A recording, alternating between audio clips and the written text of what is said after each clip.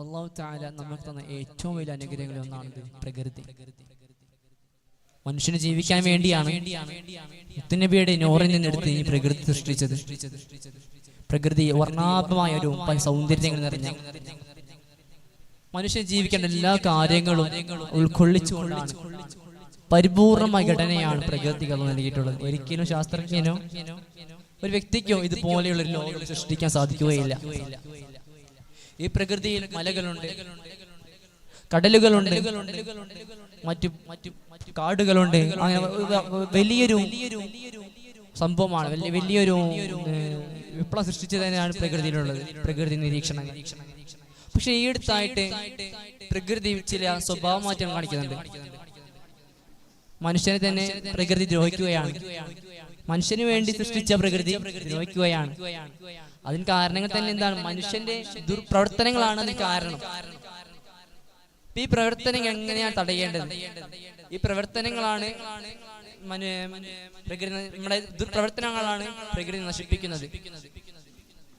പ്രകൃതിയെ പ്ലാസ്റ്റിക് നിക്ഷേപിച്ചുകൊണ്ടും മറ്റു മലിനവസ്തുക്കൾ നിക്ഷേപിച്ചുകൊണ്ടുമാണ് മനുഷ്യർ പ്രകൃതിയെ ഇല്ലാതാക്കുന്നത്. ഇതെല്ലാം മനുഷ്യൻ ചെയ്യുന്ന പ്രവൃത്തി തന്നെയാണ്. അതിൽ ഭവിഷ്യത്വം അനുഭവിക്കുന്ന ആരാണ്? മനുഷ്യൻ തന്നെയാണ്. പ്രകൃതി മനുഷ്യന് അമ്മയെ പോലെയാണ്. മനുഷ്യന് ആവശ്യമുള്ളതെല്ലാം പ്രകൃതി നൽകുന്നുണ്ട്. എന്നാൽ മനുഷ്യൻ തിരിച്ച് പ്രകൃതിക്ക് നൽകുന്നത് എന്താണെന്ന ചോദ്യത്തിലാണ് എന്റെ വിഷയം പ്രാധാന്യം അറിയിക്കുന്നത്. ഇടിച്ചു നിരത്തപ്പെട്ട മലകളും നികത്തിയ വയലുകളും വെട്ടി നശിപ്പിക്കപ്പെട്ട മരങ്ങളും കണ്ണീര് പോലെ ഒഴുകുന്ന പുഴകളും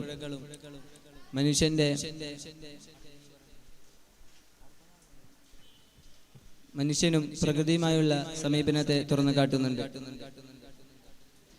ഇതിന്റെ അനന്തരഫലമായിട്ടാണ് തുടരെ ഉണ്ടായിക്കൊണ്ടിരിക്കുന്ന പ്രകൃതി ദുരന്തങ്ങൾ എന്ന് നാം മനസ്സിലാക്കേണ്ടതുണ്ട്.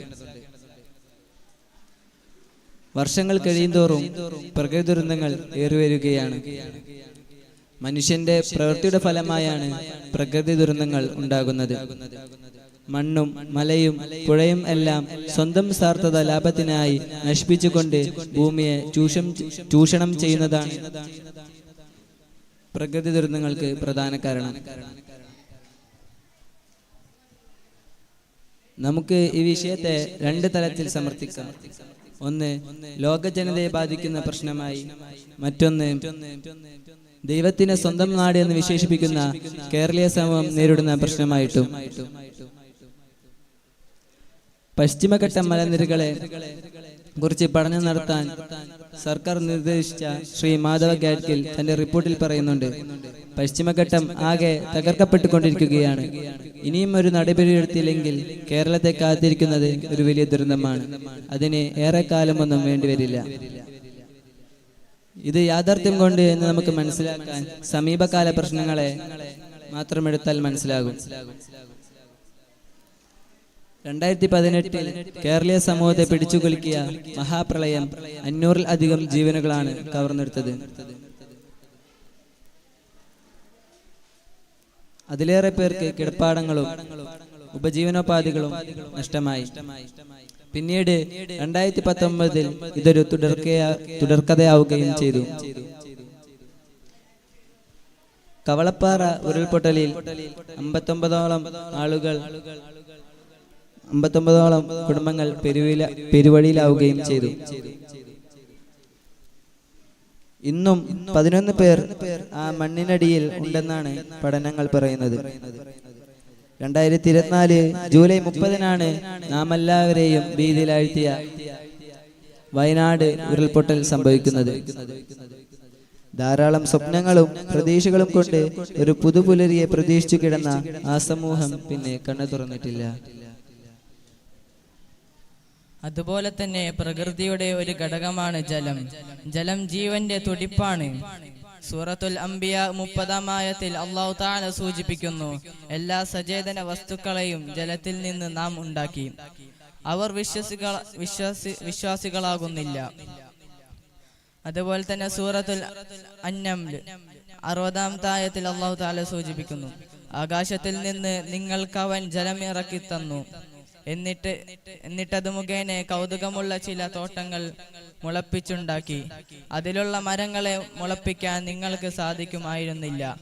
പറയുക, അല്ലാഹുവോടൊപ്പം മറ്റു വല്ല ആരാധനയുമുണ്ടോ? ഇല്ല. അവർ വൃത്തിചലിച്ചു പോയ ഒരു ജനത തന്നെ. ശുദ്ധജലം നിർമ്മിച്ചു തന്നുകൊണ്ട് അള്ളാഹു തന്റെ ദാസന്മാരെ അനുഗ്രഹിച്ചതിനെ കുറിച്ചല്ല ആലോചിച്ചു നോക്കും. ജീവജാലങ്ങൾ,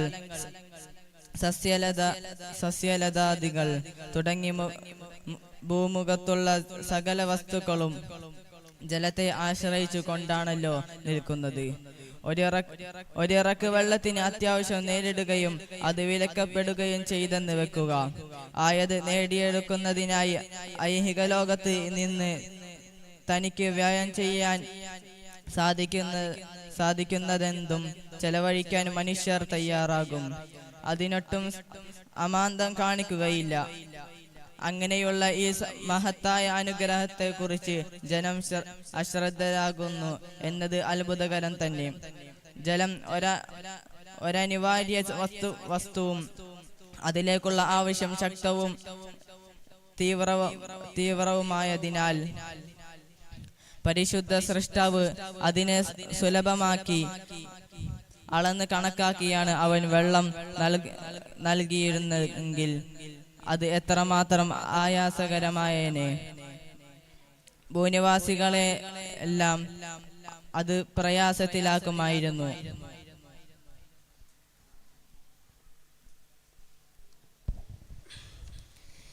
ഈ ദുരന്തത്തിൽ ഒപ്പമുണ്ടെന്ന വാക്കിനപ്പുറം ഒന്നും പറയാനില്ല.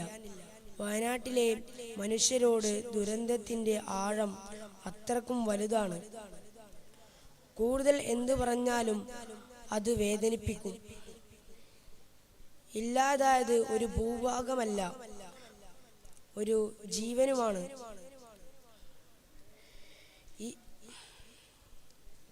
ഈ ദുരന്തത്തിൽപ്പെട്ട ഒരു വ്യക്തിയാണ് സജീർ. സ്വകാര്യ ബസ്സിൽ പണിയെടുക്കുന്ന അച്ഛനും അമ്മയും ഭാര്യയും കുഞ്ഞുമുള്ള കൊച്ചു കുടുംബമാണ്. ദുരന്തത്തിന്റെ രാത്രി ചുരൽമലയിൽ വെച്ച് വീട്ടിൽ ഉറങ്ങുകയായിരുന്നു അവർ. അർദ്ധരാത്രി വീട്ടുമുറ്റത്തുകൂടി അത്ര വലുതല്ലാത്ത വെള്ളപ്പാച്ചലിന്റെ ഹുങ്കാരം കേട്ട് അവൻ ഉണർന്നു. വെള്ളം ഒഴുകുന്നു. കട്ടച്ചെടിയുടെ കൊത്തൊഴുക്കിന്റെ മണം സജീറിനെ അപകടമണത്തു. അവൻ വീട്ടുകാരെ ഉണർത്തി. അവർ എതിർവശത്തുള്ള മലയിലേക്ക് നടന്നു. പോകുന്നതിനിടയിൽ അയൽവാസിയെയും കൂടി അവർ ഉണർത്തി. അവർ 11 പേരടങ്ങുന്ന ഒരു സംഘമായിരുന്നു. അയൽവാസി പോകുന്നതിനിടയിൽ പതറി തിരിച്ചുപോയി. അവർ പിന്നെയും മലയിലേക്ക് നടന്നു. പെട്ടെന്ന് ഒരു പൊട്ടിത്തെറിയുടെ ശബ്ദം. അവർക്കൊന്നും മനസ്സിലായിരുന്നില്ല. നേരം ഇരുട്ടി. പിന്നെയും ഒരു ശബ്ദം കേട്ടു. പിന്നെ അവർ കൽക്കട്ടയിലെ കൂട്ടുകാരന്റെ വീട്ടിലാണ്.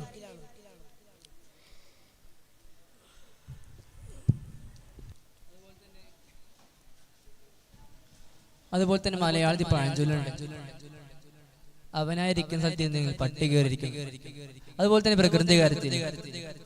പ്രകൃതിയുടെ കാര്യത്തിൽ മനുഷ്യൻ ഒരിക്കലും ഇടപെടേണ്ട ആവശ്യമില്ല. പ്രകൃതി സൃഷ്ടിച്ച അള്ളാഹുവിനറിയാം പ്രകൃതി അതിനെ കൊണ്ടുപോകണം. പ്രകൃതി എന്തൊക്കെ മാറ്റങ്ങൾ വരുത്തണം, ഏതൊക്കെ സമയത്താണ് ആ മാറ്റങ്ങൾ വരേണ്ടത്, ആർക്കൊക്കെയാണ് ആ മാറ്റങ്ങൾ ഉണ്ടാകുക എന്ന് എല്ലാം മുമ്പേ അള്ളാഹു സൃഷ്ടിക്കുമ്പോഴേ ഉണ്ടാക്കി വെച്ചിട്ടുണ്ടല്ലോ. ഈ മനുഷ്യൻ പ്രകൃതി ഇടപെടുമ്പോഴാണ് കൂടുതൽ പ്രശ്നം ഉണ്ടാകുന്നത്. മനുഷ്യൻ വേണ്ടാതെ മരങ്ങൾ മുറിക്കുന്നു, തന്നെ പുഴകൾ ഇല്ലാണ്ടാക്കുന്നു, കൊള്ളങ്ങൾ തോർക്കുന്നു, വെറുതെ കെട്ടിടങ്ങൾ നിർമ്മിക്കുന്നു. ഇങ്ങനെ പ്രകൃതി ദ്രോഹിക്കുന്ന മനുഷ്യനാണ്. ചിന്തപരമായി ചിന്തിച്ചാൽ ഗ്രീക്ക് സാഹിത്യകാരൻ നീക്കോട്ടിന് ഒരു ബുക്ക് ഉണ്ടായിരുന്നു. ആ ബുക്കിൽ ഒരു കഥ പറയുന്നുണ്ട്. ഒരു തുമ്പി ജനിക്കുമ്പോ എങ്ങനെയാണ്, അത് മുട്ടയിട്ട് പ്യൂപ്പറുണ്ടാവും. അതിൽ നിന്ന് പൊട്ടി വന്നാണ് ഒരു തുമ്പി ഉണ്ടാവുക. പക്ഷെ ഒരു വ്യക്തി എന്ത് ചെയ്ത് ചിന്തിക്കണേ, ഈ തുമ്പി എന്തിനാണ് ഈ കഷ്ടപ്പെടുന്നത്, ഞാൻ മനുഷ്യനാണ്, എനിക്ക് എന്ത് സഹായിക്കാൻ പറ്റില്ല. അങ്ങനെ സഹായിച്ചു നോക്കിയപ്പോ ഈ തുമ്പിയുടെ പ്യൂപ്പിൾ മുറിച്ചുകൊണ്ട് അങ്ങനെ ഇയാള് തുമ്പിയെ ജീവൻ പുറത്തുകെത്തിക്കുകയാണ്. പക്ഷെ എന്താണെന്നറിയില്ല, ആ തുമ്പി ജനിച്ച മുതൽ മറ്റുള്ള ചിത്രശലഭങ്ങളെ പോലെ, മറ്റു തുമ്പികളെ പോലെ ആ തുമ്പിക്ക് പറക്കാൻ കഴിയുന്നില്ല. അതിന് കാരണം ഈ മനുഷ്യ ഇടപെട്ടതാണ്. അത് ഓട്ടോമാറ്റിക് ആയിട്ട് അത് തന്നെ പൊട്ടിച്ചു വരുന്നതാണ് പ്യൂപ്പിൾ. ചിത്രശലഭം തന്നെ പ്യൂപ്പിൾ പൊട്ടിച്ചു, ഇലകൾ കഴിച്ചെല്ലാം തന്നെ വളരുന്നതാണ്. പക്ഷെ ഇതിന്റെ ഇടയ്ക്ക് മനുഷ്യ ഇടപെട്ടപ്പോൾ എന്തായാലും മൊത്തം കൊള്ളാകുകയാണ്. അത് തന്നെ പ്രകൃതിയുടെ കാര്യത്തിലും. പ്രകൃതിക്ക് നിയമമുണ്ട്, മനുഷ്യൻ പ്രകൃതി ഇടപെടേണ്ട എന്നതാണ് പ്രകൃതിയുടെ നിയമം. നമ്മുടെ പറഞ്ഞു പ്രകൃതി ദുരന്തം, ജലത്തിന്റെ ഉപകാരം,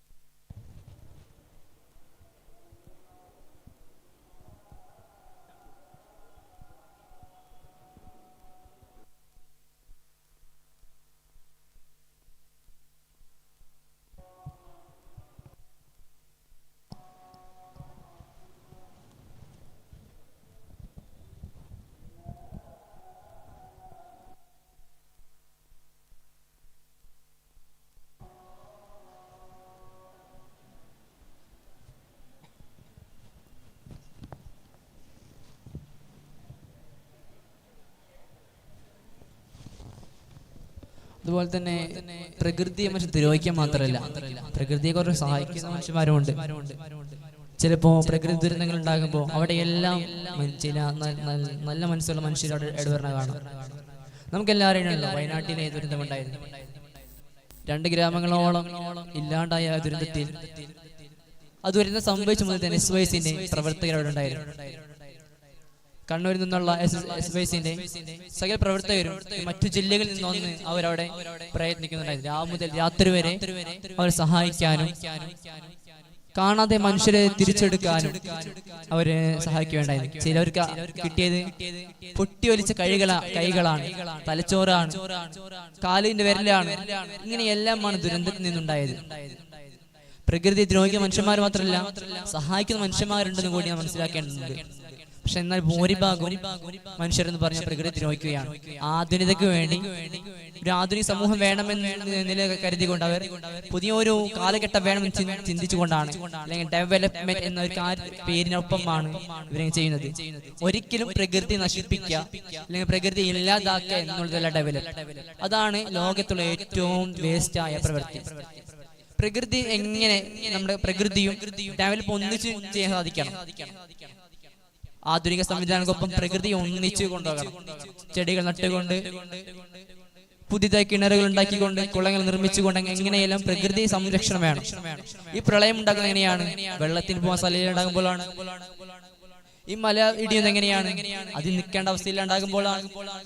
ഇങ്ങനെ അതിൻ്റെതായ കാര്യങ്ങൾ ഇടപെടാതെ പ്രകൃതിക്ക് തന്നെ വിട്ടുകൊടുക്കുക. ആവശ്യ സമയത്ത് ആവശ്യം പോലെ വളർന്നോളും. മനുഷ്യ അതിന്റെ കാര്യം ഇടപെടേണ്ട ആവശ്യമില്ല. അപ്പോൾ ഇതിനെല്ലാം പറഞ്ഞതിനർത്ഥം പറഞ്ഞാൽ പ്രകൃതിക്ക് ഒരു നിയമമുണ്ട്, പ്രകൃതിക്ക് ചില ചിട്ടകളുണ്ട്. എന്താ പ്രകൃതിയുടെ നിയമം? നേരത്തെ പറഞ്ഞു, മനുഷ്യൻ പ്രകൃതി ഇടപെടരുത്. അനാവശ്യമായ മനുഷ്യൻ പ്രകൃതി ഇടപെടുന്നത് എങ്ങനെയാണ്? താനിരിക്കുന്ന സ്ഥലത്ത് താനിരുന്ന് പട്ടിരിക്കുന്ന പോലെ എന്നാണ്. അപ്പൊ ഇങ്ങനെ തന്റെ പ്രവൃത്തി മാത്രം നോക്കി നടന്നാൽ മതി മനുഷ്യൻ, അല്ലാണ്ട് പ്രകൃതിയെ വെറുതെ നോക്കി നടക്കേണ്ട ആവശ്യമില്ല എന്ന് പറഞ്ഞുകൊണ്ട് ചർച്ച നിർത്തുന്നു. അസ്സലാമു അലൈക്കും വറഹ്മത്തുള്ളാഹി. മഗ്‌രിബ് നിസ്കാരത്തിന് വേണ്ടി വിദ്യാർത്ഥികൾ നീങ്ങേണ്ടതാണ്.